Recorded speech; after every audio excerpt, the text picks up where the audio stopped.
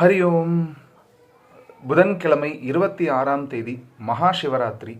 So சிவனை பற்றின கதைகள் நிறைய இருக்குது. மகா சிவராத்திரி அன்னைக்கு நம்ம நிறைய 4 கால பூஜை நடக்கும், இரவு முழுவதும் பஜனை நடக்கும், டான்ஸ் ப்ரோக்ராம் நடக்கும். இந்த மாதிரி நிறைய பண்ணிகிட்டு இருப்பாங்க.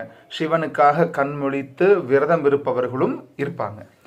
ஸோ இதில் நிறைய கதைகள் சொல்லப்பட்டாலும் ஒரு வேடன், அந்த வேடன் என்ன பண்ணுறான் அப்படின்னு சொன்னால், ஹண்ட் பண்ணுறதுக்காக, அதாவது வேட்டையாடுவதற்காக காட்டிற்கு செல்கிறான்.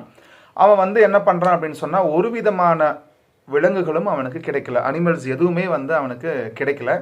ஸோ இருட்டிருச்சு, சாயந்தரம் ஆயிடுச்சு. அவனால் காட்டில் இருந்து போக முடியாது. ஏன்னா நிறைய விலங்குகள் வந்துச்சுன்னா அதுலேருந்து தப்பிக்கிறது கஷ்டம். அப்படின்றதுனால இரவு முழுவதும் காட்டிலேயே நம்ம இருந்துட்டு காலையில் போகலாம் அப்படின்னு சொல்லிட்டு ஒரு மரத்தில் போய் அவன் ஏறி உட்காந்துக்கிறான். ஏன்னா நிறைய விலங்குகள் வரும் அப்படின்னு சொல்லிட்டு அந்த மரத்தில் இருந்து அவன் என்ன பண்ணுறான்னா, தூக்கம் வரல அவனுக்கு நைட்டு ஃபுல்லாக. பிகாஸ் ஒரு இடத்துல நம்ம வீட்டை விட்டு நம்ம வெளியே இருப்போம், ஒரு சில இடங்களில் நமக்கு கம்ஃபர்டபுள் ஜோன் இருக்காதுல்ல. அந்த மாதிரி அவன் மரத்தில் உட்காந்துருக்கும் போது அவனுக்கு தூக்கம் வரல. என்ன பண்ணணும் அப்படின்ற ஐடியாவும் அவனுக்கு தெரியல. ஏதோ அவன் இலையை பறித்து கீழே போட்டுகிட்டே இருக்கிறான். அவன் அந்த மரத்துலேருந்து இலையை பறித்து நைட்டு ஃபுல்லாக தூங்காமல் ஏதாவது ஒன்று செய்யணும்ல, அதனால் இலையை பறித்து கீழே போட்டுகிட்டே இருக்கிறான்.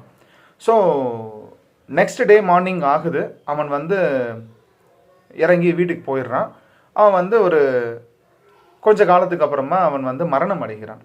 மரணம் அடைஞ்சதுக்கப்புறமா சிவ தூத்தர்கள் என்ன பண்ணுறாங்க அப்படின்னு சொன்னால், அவனை சிவலோகத்துக்கு கூட்டிகிட்டு போகிறதுக்காக வராங்க. யார் நீங்கள், எதுக்கு என்ன சிவலோகத்துக்கு கூட்டிகிட்டு போகிறீங்க அப்படின்னு கேட்கும்போது, அன்னைக்கு ஒரு நாள் நீ இரவு முழுவதும் கண் விழித்து தூங்காமல் ஒரு மரத்து மேலே இருந்து இலையை எடுத்து போட்டுட்டு இருந்தல, அந்த மரத்தோட பேர் வில்வ மரம். அந்த மரத்தோட பேர் வில்வ மரம். வில்வ மரம், வில்வக்காய், வில்வ இலை நம்ம சொல்லுவோம்ல. ஸோ அந்த வில்வ மரத்திலிருந்து வில்வ இலைகளை எடுத்து அந்த மரத்துக்கு கீழே ஒரு சிவலிங்கம் இருந்திருக்கு. அதை இந்த வேடன் மரம் ஏறி உட்காரணும், இருட்டிருச்சு, நிறைய விலங்குகள் வருன்ற அவசரத்தில், அது தெரியல, அவன் பார்க்கல, மரத்து மேலே ஏறி உட்காந்து அந்த வில்வ இலைகளை அவன் பறித்து கீழே போட்டிருக்கிறான். அது நேராக சிவனுடைய அந்த விக்கிரகத்துக்கு மேலே விழுந்திருக்கு. ஸோ இரவு முழுவதும் அவன் கண் விழித்து, அவன் சாப்பிடவும் இல்லை. ஏன்னா அனிமல் ஹண்ட் பண்ணாதானே, அவன் வேட்டையாடினா தானே வீட்டுக்கு எடுத்துகிட்டு போய் சாப்பிட முடியும். ஸோ வேட்டையாடுவதற்கு எந்த விதமான விலங்குகளும் அவனுக்கு கிடைக்கலன்றதுனால அவன் இரவதும் சாப்பிடவும் இல்லை. ஸோ சாப்பிடாம இரவு முழுவதும் கண் விழித்து அவன் அந்த வில்வ இலையை அவன் அந்த சிவனின் மேல் போட்டதால் அவனை சிவதூத்தர்கள் என்ன பண்ணுறாங்க அப்படின்னு சொன்னால், சிவலோகத்துக்கு கூட்டிகிட்டு போகிறாங்க. இது அவன் தெரியாமல் செய்த செயல் தான்.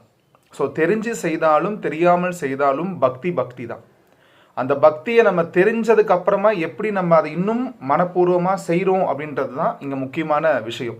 தெரியாமல் சின்னதாக செய்த ஒரு பக்திக்கே இவ்வளவு வேல்யூ இருக்கும்போது, நம்ம தெரிஞ்சு நம்ம இன்னும் பக்தியை கடவுளுக்கு நிறைய நம்ம கொடுத்தோம் அப்படின்னு சொன்னால், கடவுள் எப்போதுமே நம்மளை அவர் குழந்தை மாதிரி பக்கத்தில் வச்சு நல்லா நம்மளை பார்த்துப்பாரு.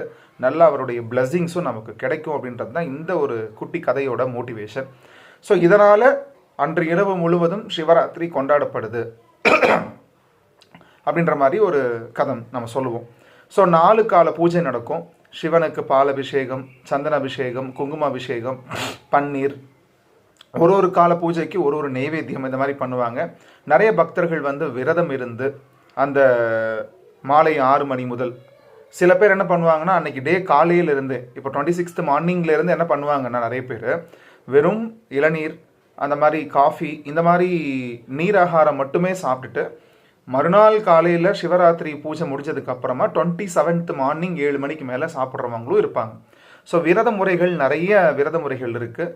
எல்லா இடங்கள்லையுமே விரதம் பண்ணுறவங்க அவங்க மனசுக்கு தோன்ற மாதிரி அதை செய்கிறாங்க. பட் அதை நல்ல ஒரு பக்தியோடு அவங்க அதை செய்கிறாங்கன்றது தான் விஷயம்.